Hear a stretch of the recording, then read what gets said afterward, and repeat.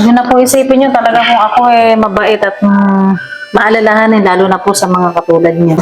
Sige na, kahit sabit lang po. Hindi ko na talaga kayang humilot eh. Mahina na ang katawan ko. Pasensya ka na. Kahit po sandali lang. Oo. Naku. Sige po. Ang dami na. Aalis na ako. Sayang po ang pagpunta ko rito. Nakatay lang po, napakamahal pa masaya papunta dito sa inyo. Kung alam ko lang po na wala naman pala ako mapapala sa inyo. Sana po pala hindi na ako naghanap na lang ng ibang manghihilot. Sige po, aalis na po ako. Hindi naman na yan. Hindi mo pa? Natural po, alam ka na maiwanan ko sa inyo to. Wala naman ako mapala sa inyo. Kala ko ba mapagkawang gawa yung babae na yun? Kinuha pa pati na sa bibig ko. Walang patawad.